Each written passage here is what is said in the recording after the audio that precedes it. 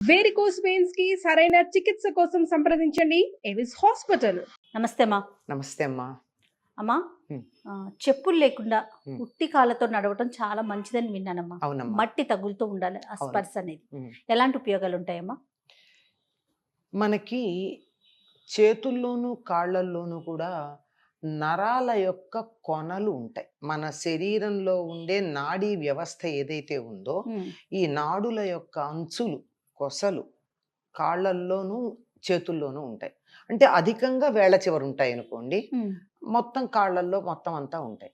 నేల మీద మనం గనక నడిచినట్టయితే నేలకి పాదం ఆని ఈ నరాలన్నీ కూడా ప్రచోదన అవుతాయి, అంటే యాక్టివేట్ అవుతాయి, ఉమ్, చురుకుగా ఉంటాయి. ఉమ్, ఉమ్, అందువల్ల నేల మీద నడవడం మంచిది అని చెప్తారు. దానికి తోడుగా మరొక ముఖ్యమైనటువంటి విషయం ఏమిటంటే భూమి ఒక అయస్కాంతం కదమ్మా. ఉమ్.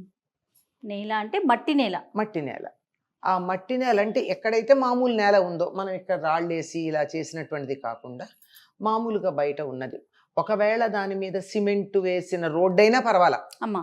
ఫ్లాట్స్లో కింద ఖాళీ ఉండి మనం ఇలా తయారు చేసింది కాకుండా నేల మీద ఉమ్, ఉమ్, అక్కడ గనక నడిచినట్టయితే ఏమవుతుందంటే భూదేవితో పూర్తిగా దగ్గర సంబంధం కలిగి ఉండి ఉమ్, భూమి ఒక అయస్కాంతం గనక ఆ అయస్కాంత శక్తి మన పాదాలలో ఉన్నటువంటి నాడుల కొసలు గ్రహిస్తాయి. ఓహో. అందువల్ల చాలా మంచిది. ఇప్పుడు అది లేకపోయినప్పుడు ఏం చేస్తున్నాం మనం? కాళ్ళ కింద ఏదో పెడతారండి, ఇలా పూసలుండి అలా కదులుతూ ఉండేది. ఉమ్, దాంట్లో అన్ని మామూలు కొయ్య పూసలు ఏవో ఉంటాయి, కానీ మధ్యలో కొన్ని అయస్కాంతం ఉంటాయి. ఉమ్, ఉమ్, ఎందుకంటే ఆ అయస్కాంత శక్తి వీటిని అమ్, చురుకుగా ఉండేట్టుగా చేస్తుంది. ఉమ్, ఉమ్. అందువల్ల పాదం నేల మీద ఆనినప్పుడు సహజంగా ఉంటుంది. ఈ నాడులు ప్రచోదన అవ్వడంతో పాటుగా మనం చెప్పులు వేసుకున్నాం అనుకో, చెప్పుల కారణంగా వాటి ఆకృతి ఎట్లా ఉందో మన పాదాలు కొద్దిగా వంకరగా తిరగడం ఉంటుంది. అవును. అంతే కదా. అదే కాకుండా మామూలు కాళ్ళతో నడిచినట్టయితే పూర్తిగా మన పాదం నేలకి ఎంతవరకు తగలాలో అంతవరకు తగులుతుంది. అందువల్ల కాలి యొక్క ఆకృతి కూడా బాగుంటుంది. ఈ చెప్పులతో నడవడం అలవాటైనటువంటి వాళ్ళు ఒకవేళ ఎక్కడన్నా చెప్పులు లేకుండా నడవాల్సి వస్తే కంగారు పడిపోయి చుక్కలు కనిపిస్తాయి అంటారు. తడబడిపోతూ ఉంటారు. అవును. ఎక్కడ వస్తుందంటే మడమ దగ్గర తేడా వస్తుంది. మడమ దగ్గర కదా మనం కాలుని ఇటు అటు తిప్పేది, ఎక్కువ వెసులుబాటు ఉండేది, అవును. అక్కడ తేడా వచ్చేస్తుంది.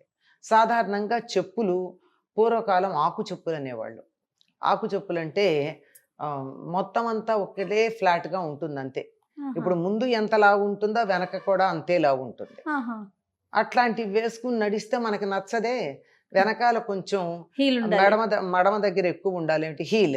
ఆ హీల్తో ఉండేటప్పటికి మా చీలమండ దగ్గర ఉండే జాయింట్ ఉండే మడమ జాయింట్, ఉమ్, ఉమ్. అక్కడ తేడా వచ్చిందా రాలేదా? వచ్చింది. హీల్ వేసుకుని నడిచేటటువంటి వాళ్ళ ఫిగర్ మారిపోతుందమ్మా. ఓకే.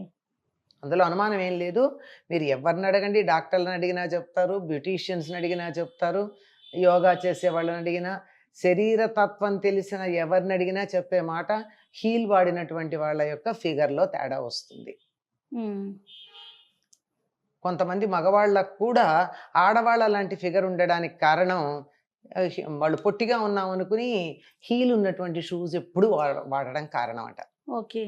అది అందువల్ల ఆ మార్పు రాకుండా ఉండాలి.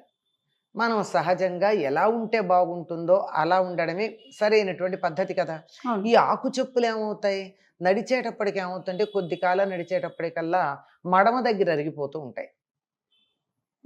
అప్పుడు ఆ ముందు వైపు ఎత్తును కింద తక్కువ ఉంటుంది, మళ్ళీ వెంటనే మార్చుకోవడం, అక్కడ ఏదో చేస్తారు. మొత్తానికి పాదం నేలకి ఏ రకంగా తగలాలో ఆ రకంగా తగలకుండా ఉంటుంది.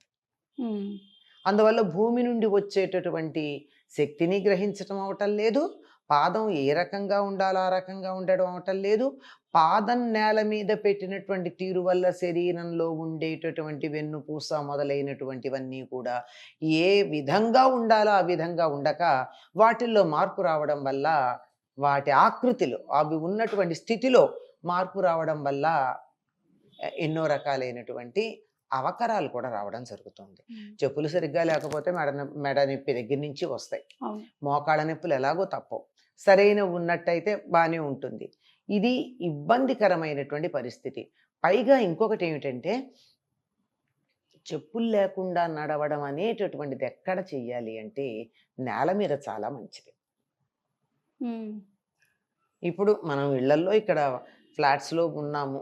ఉమ్. ఫ్లాట్స్లో ఫ్లోరింగ్ ఏదో ఉంటుంది, సిమెంట్ ఫ్లోరింగో, మార్బుల్ ఫ్లోరింగో, మొజాయిక్ ఫ్లోరింగో ఏదో ఉంటుంది. దాని మీద కాదు వాళ్ళు చెప్పింది, మట్టి నేల మీద. మట్టి నేల మీద. కానీ మట్టి నేల ఏమో మనకి సాధ్యపడేటట్టు లేదు. మట్టి నేల అంటే మట్టే ఉండక్కర్లేదమ్మా, నేలతో నేరుగా సంబంధం. రోడ్డు మీద తార్ రోడ్డు ఉంది, మట్టే కదా.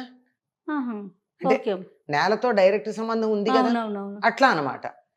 అటువంటి దాని పక్కన కొంచెం మట్టి ఉంటుంది కదా, ఆ. మన మీద దయతలిచి వాళ్ళు వేసిన కారణం వేరు అనుకోండి. ఎంత సిమెంట్ రోడ్ వేసినా తార్ రోడ్ వేసినా పక్కన కొంచెం మట్టి భాగం ఉంచుతారు. అది వాళ్ళ ఇంజనీరింగ్లో ఉండే వాళ్ళ వెసులుబాటు కోసం వాళ్ళు పెట్టింది.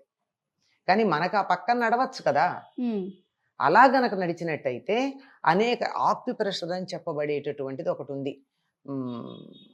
చైనా వాళ్ళు బాగా వాడేటటువంటి చైనా మన శరీరంలో ఉండేటటువంటి నాడులని సున్నితంగా ఒత్తడం ద్వారా ఆ నాడులు ప్రచోదనమయ్యి ఆ ఆరోగ్యం కలుగుతుంది. తత్సంబంధమైనటువంటి ఆరోగ్యం అంటే ఏది, కంటికి సంబంధించినటువంటి నాడి అది ఎక్కడుందో తెలిస్తే కన్ను చురుగ్గా ఓకే. ఉంటుంది. అట్లా ఓకే. శరీరంలో ఇవన్నీ మనం ప్రత్యేకంగా ఆలోచించాల్సిన పని లేదు.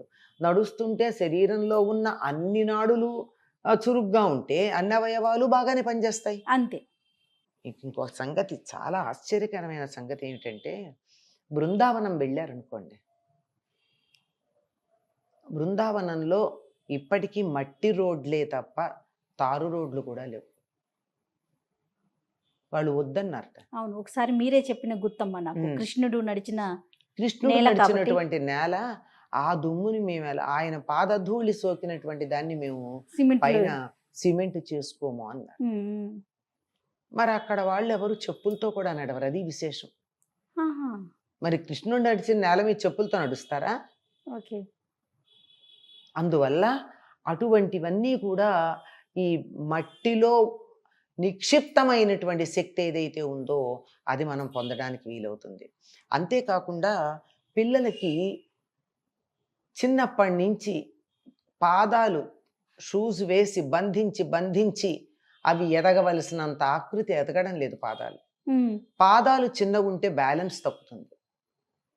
మనిషి యొక్క శరీరం ఎంత ఉందో దానికి అనుగుణంగా తగినంత పెద్ద పాదాలు ఉండాలి. వాటిని అలా వదిలేస్తేనే తగినంత ఆకృతిలో పెరుగుతాయి. అవి పొట్టిగా ఉన్నట్టయితే తడబడుతూ ఉండడం, చిన్న పాదాలు కనుక ఉన్నట్టయితే తడబడుతూ ఉండడం, నిమిషం పడిపోతూ ఉండడం జరుగుతుంది. గమనిస్తే చిన్న పాదాలు ఉన్న వాళ్ళే తరచుగా పడుతూ ఉంటారు, పెద్ద పాదాలు ఉన్న వాళ్ళు పడరు. ఓకే.